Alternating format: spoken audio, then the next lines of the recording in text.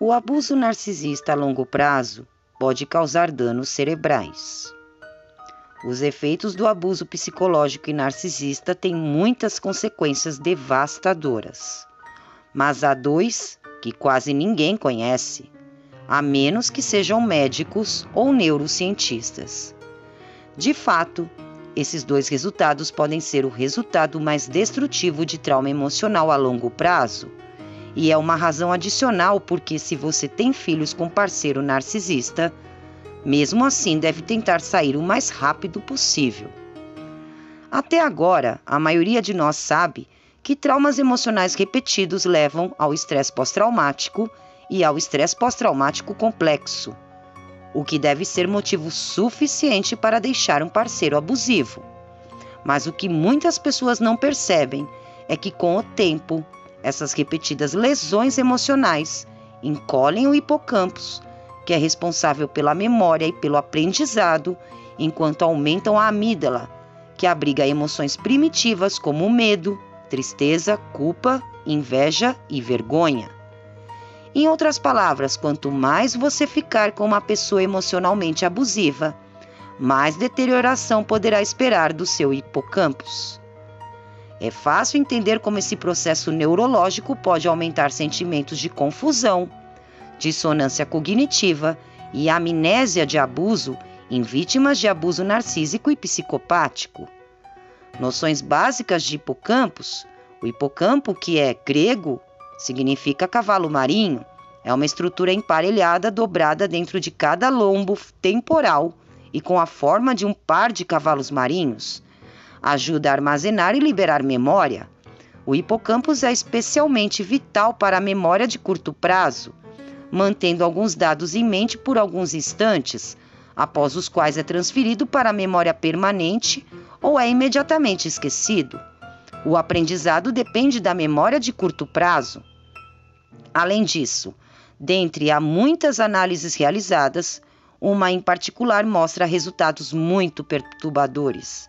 Em um estudo realizado por uma equipe dos pesquisadores da Universidade de Nova Orleans e da Universidade de Stanford, pacientes com mais alto nível de cortisol, que é um hormônio do estresse, e maior número de sintomas de estresse pós-traumático, apresentaram as maiores reduções no volume do hipocampo ao longo do tempo.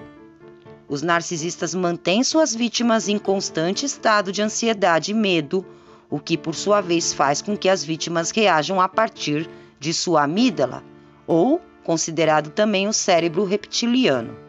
A amígdala controla funções vitais como respiração e batimentos cardíacos, e as emoções básicas de amor, ódio, medo e luxúria, todas consideradas emoções primordiais, noções básicas de amígdala. Na projeção, as vítimas projetam seus traços de compaixão, empatia, carinho e compreensão sobre o agressor, quando na verdade narcisistas e outros agressores emocionais não possuem nenhum desses traços.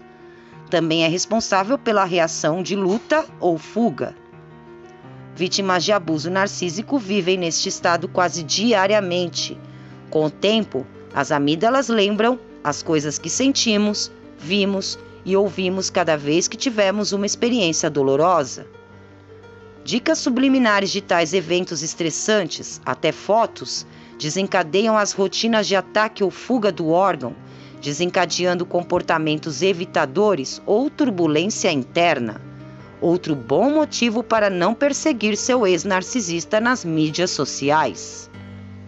Mesmo após o término do relacionamento tóxico, as vítimas sofrem ataques de pânico, fobias e muito mais, devido ao desencadeamento de seus medos primordiais por suas amígdalas hiperativas.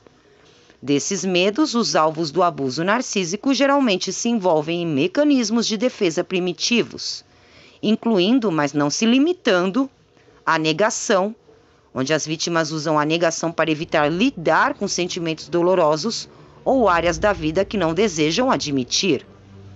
As vítimas analisam os aspectos abusivos do relacionamento a fim de focar nos aspectos positivos. De fato, a produção cerebral de novos neurônios e o estabelecimento de conexões como outros que ocorrem no hipocampus. E o hipocampus é especialmente vulnerável ao sofrimento emocional contínuo devido aos efeitos prejudiciais do cortisol. Quando o corpo sofre estresse contínuo, o cortisol afeta a taxa na qual os neurônios são adicionados ou subtraídos do hipocampo. Isso pode ter resultados graves no aprendizado. Quando os neurônios são atacados pelo cortisol, o hipocampo perde neurônios e é reduzido em tamanho. De fato, a duração do estresse é quase tão destrutiva quanto o estresse extremo.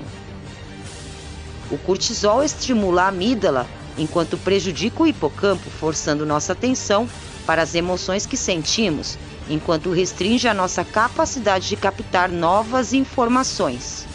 O abuso narcisista muda o seu cérebro. Tudo que aprendemos, tudo que lemos, tudo que fazemos, tudo que entendemos e tudo que experimentamos conta com hipocampos para funcionar corretamente. A retenção contínua de memórias exige uma grande quantidade de atividade neuronal. Mas há esperança. Existem atividades reparadoras que você pode realizar para restaurar e reconstruir o seu hipocampo e impedir o sequestro de sua psique pela amígdala. A entrada neural para a disforia vai da amígdala para o lado direito do córtex pré-frontal. À medida que esse circuito é ativado, nossos pensamentos se fixam no que desencadeou o sofrimento. E à medida que nos preocupamos, digamos com preocupação ou ressentimento, nossa agilidade mental dispara. Da mesma forma, quando estamos tristes, os níveis de atividade no córtex pré-frontal diminuem e geramos menos pensamentos. Extremos de ansiedade e raiva por um lado e tristeza por outro impulsionam a atividade cerebral além de suas zonas de eficácia. A terapia ela ajuda a corrigir o curto-circuito bioquímico que ocorre com a ansiedade crônica. É possível que o hipocampo volte a crescer. Outro método eficaz inclui o uso da terapia com dessensibilização e reprocessamento dos movimentos oculares.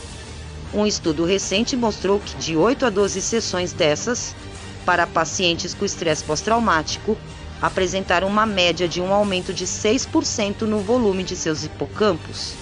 Também é benéfico para neutralizar a hiperexcitação da amígdala, permitindo que o cérebro direcione de maneira mais apropriada o que precisa acontecer, em vez de permanecer preso e desencadear desnecessariamente emoções problemáticas. Outros métodos que demonstraram reparar o hipocampus e a amígdala incluem a meditação guiada. Estudos recentes da Universidade de Harvard mostram que a meditação diária pode ajudar a reparar o cérebro, na verdade reconstruindo a massa cinzenta do cérebro.